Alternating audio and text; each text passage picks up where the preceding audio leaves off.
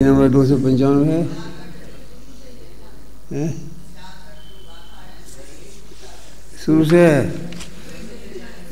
से ले लेते हैं। वैसे थोड़ी पढ़ ली थी अपने पर फिर दोबारा पढ़ लेते हैं। तो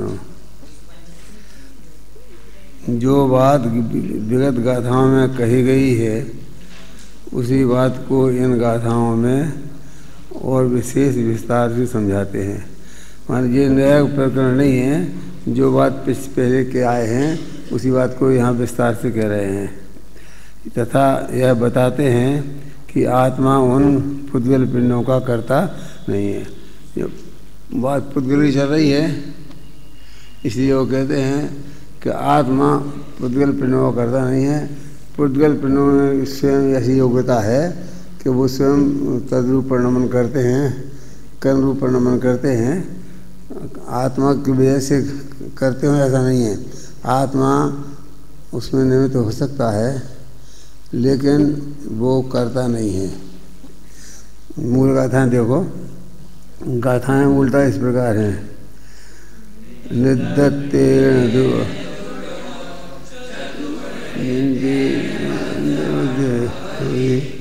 दुखे यदि पंचगुण युक्तो सोमा वादरा संस्थाना वायु में ही जायन्ते। क्या है?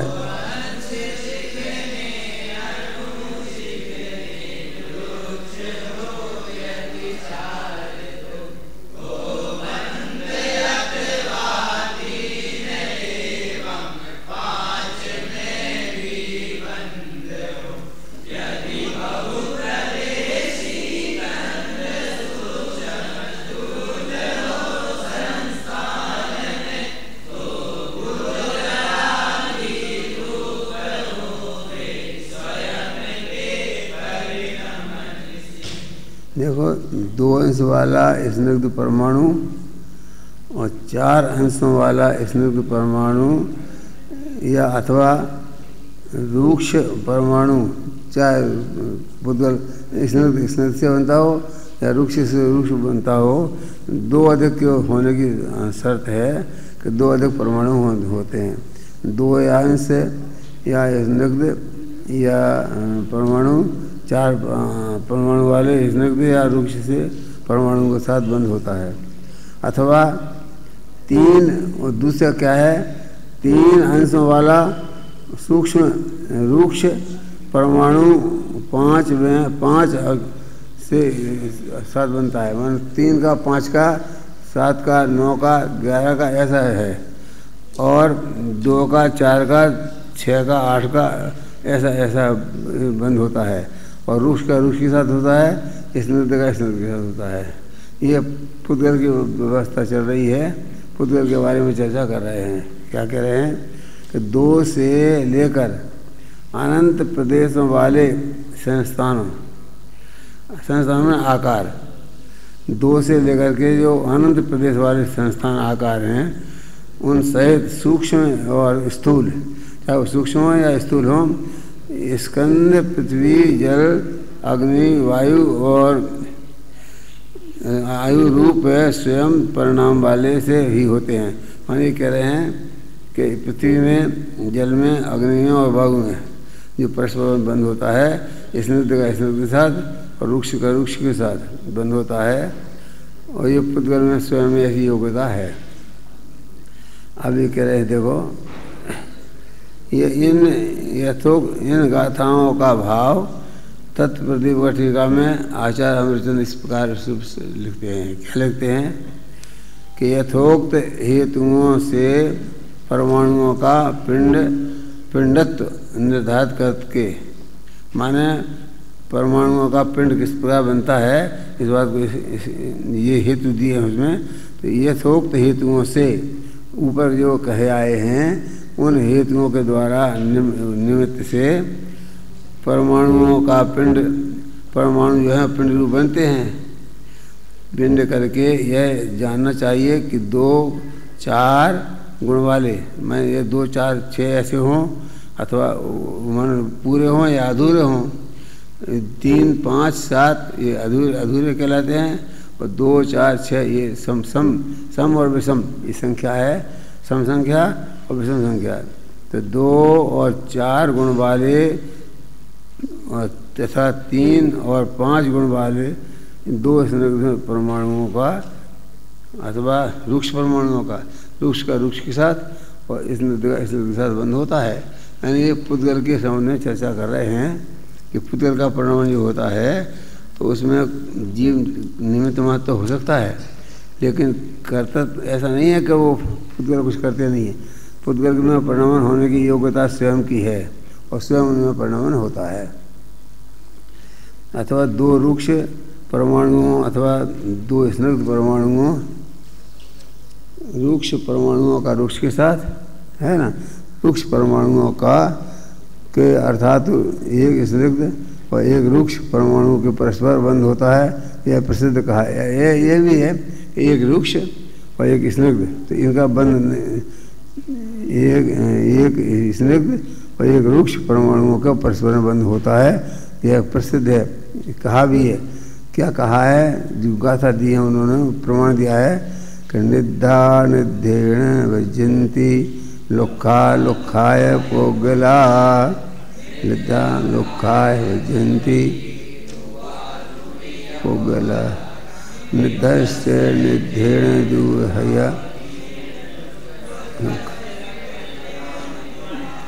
निद्धस्य रुखेण हेदि लो जन देहि। देखो पुद्गल रूपी और अरूपी होते हैं, रूपी भी होते हैं और अरूपी होते हैं। माने पुद्गलों में अरूपी कैसे? तो बता रहे हैं कि उनमें से स्निग्ध और स्निग्ध का स्निग्ध के साथ बंध होता है और रुक्ष का रुक्ष के साथ बंध होता है। स्निग्ध और रुक्ष भी बनते हैं, माने आप स्निग्ध और रुक्ष का ऐसा बंध भी होता है। जघन्य के अतिरिक्त सम अंश वाला जो हो, सम अंश वाला 2, 4, 6 ये सम अंश वाले हैं और 3, 5, 7 ये विषम अंश वाले हैं। सम अंश वाला हो या विषम अंश वाला हो, स्निग्ध हो या रुक्ष अधिक अंश वाले स्निग्ध परमाणु के साथ, स्निग्ध का स्निग्ध के साथ और रुक्ष का 2 से अधिक अंश वाले रुक्ष के साथ। मान 2 अधिक परमाणु होने की शर्त है कि 2 अधिक परमाणु होने चाहिए बंध के लिए, बंध उसके बिना नहीं होगा। 2 अधिक अंश वाले रुक्ष परमाणुओं के साथ और स्निग्ध का अधिक 2 अधिक अंश वाले स्निग्ध रुक्ष के साथ ऐसा बंध भी होता है। किसी एक परमाणु की अपेक्षा से सदृश जाति के समान अंश वाले दूसरा परमाणु रूपी कहलाता है। रूपी क्यों कहलाता है उसका दृष्टांत दे रहे हैं। किसी एक परमाणु की अपेक्षा से विसदृश जाति के जो समान अंश वाले दूसरा परमाणु है वह रूपी कहलाता है और शेष परमाणु उसी की अपेक्षा से अरूपी। अरूपी क्यों कहलाते हैं उसका हेतु बता रहे हैं कि हम इस अपेक्षा से उनको रूपी कहते हैं। यद्यपि पुद्गल रूपी होते हैं और माने पुद्गल जो हैं रूपी ही होते हैं, लेकिन अरूपी क्यों कहते हैं वो अपेक्षा बता रहे हैं कि दूसरा परमाणु रूपी कहलाता है और शेष सब परमाणु उसकी अपेक्षा से अरूपी कहलाते हैं। जैसे 5 अंश वाला स्निग्धता, जो उदाहरण दे रहे हैं, 5 अंश वाले स्निग्धता वाले परमाणु को 5 अंश रुक्षता वाला जो परमाणु है वो रूपी है। रूपी का क्या अपेक्षा क्या है? 5 अंश वाला जो स्निग्ध वाला परमाणु है और 5 अंश वाला रुक्ष परमाणु है तो रूपी है और शेष सब परमाणु उसके लिए अरूपी हैं। माने वो रूपी उस अपेक्षा से हैं, यद्यपि वो रूपी हैं लेकिन वो अरूपी किस अपेक्षा से हैं? उसके लिए वो उस परमाणु की अपेक्षा से उन्हें अरूपी कहा है। अरूपी कहने की अपेक्षा उन्हें बता दी है कि कि रूपी यद्यपि वो रूपी होते हैं, क्या देखा, दूसरा परमाणु रूपी है और शेष सब परमाणु उसके लिए अरूपी हैं, उस परमाणु के लिए वो शेष परमाणु अरूपी हैं कहलाते हैं। इसका अर्थ यह हुआ कि विष सदृश जाति के समान अंश वाले परमाणु परस्पर रूपी हैं और विष और सदृश जाति के परमाणु जो असमान अंश वाले हैं वो परमाणु वो अरूपी कहलाते हैं, अरूपी हैं। मन रूपी अरूपी की अपेक्षा उन्होंने बता दी है कि यद्यपि पुद्गल तो रूपी होता है ना, रूपना पुद्गला स्पष्ट लिखा है। फिर अरूपी क्यों कहते हैं कि उन्होंने अपेक्षा बता दी, इस अपेक्षा उन्हें अरूपी कहते हैं। इस प्रकार विशिष्ट अवगाहन शक्ति से सूक्ष्म या स्थूल तथा विशिष्ट आकार धारण करके करने की शक्ति से अनेक प्रकार का आकार धारण करने वाले द्विप्रदेश आदि स्कंद अपनी योग्यता अनुसार स्पर्शादि चतुष्क के आविर्भाव और तिरोभाव की स्वशक्ति से पृथ्वी, जल, अग्नि, वायु रूप से अपने परिणामों के ही होते हैं। वो इसमें पृथ्वी, जल, अग्नि और वायु और वनस्पति को छोड़ दिया इन्होंने, इन चार को लिया है, अपने परिणामों से ही होते हैं। इससे निश्चित होता है क्या द्वि अणु आदि अनंत पुद्गलों का पिंड करता आत्मा नहीं है। माने ये बताना है कि आत्मा का उससे कोई संबंध नहीं है, वो पुद्गल के परिणमन स्वयं अपनी योग्यता से होता है, आत्मा उसमें करता है, वो उसमें कुछ नहीं करता है। आचार्य जयसेन, अपन यहाँ तक पढ़ चुके थे, आचार्य जयसेन को पढ़ना था अपन को। आचार्य जयसेन तात्पर्य वृत्ति में इन गाथाओं के भाव को तत्व प्रदीपिका के समान ही स्पष्ट करते हैं। यहाँ तक कि उदाहरण के रूप में भी वे ही गाथाएँ उद्धृत करते हैं जो तत्व प्रदीपिका में उद्धृत की गई हैं। मैंने और तो और सब कुछ तो उन्होंने वैसे ही कहा ही है, गाथाओं को भी उन्हीं गाथाओं को उद्धृत किया है जो गाथाएँ तत्व प्रदीपिका में उद्धृत की गई हैं, उन्हीं गाथाओं को उन्होंने उद्धृत किया है। अब आगे वृंदावन कवि एक मनहरन छंद, एक छप्पय छंद और 4 दोहों में इस प्रकार कुल मिलाकर 6 छंदों में प्रस्तुत करते हैं। मन वृंदावन दास जी अपनी बात कहना चाहते हैं तो 6 छंद लिख करके हिंदी में उदाहरण देते हैं। क्या कहते हैं?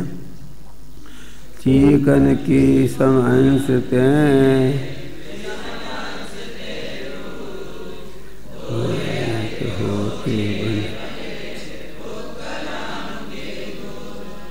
जीवनता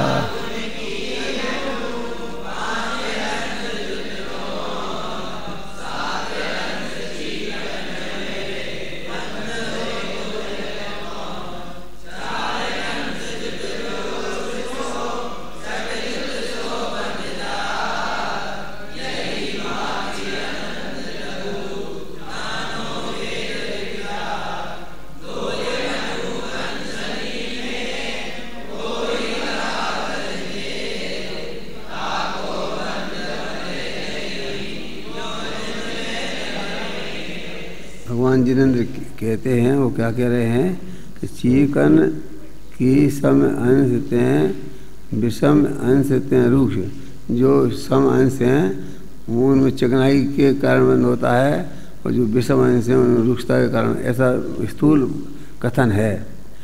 2 अधिक हो, लेकिन यह अर्थ है कि 2 अधिक होना चाहिए।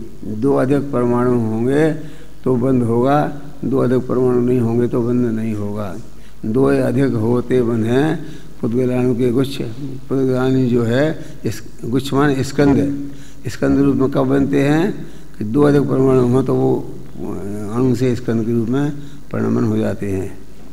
चीकनता गुण की अणु 5 अंश जोन चिकनाई हो, जो चिकनाईपन में अंश 3 और 5 का 5 जो अंश जो 5 अंश होते हैं, 7 अंश सीकन में 5 और 7 मिलते हैं तो बंध होता है।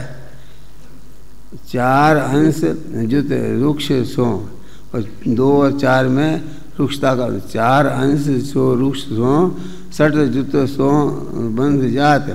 4 और 6 में रुक्षता हो तो इस प्रकार का बंध होता है। यही भांति अनंत लघु जानो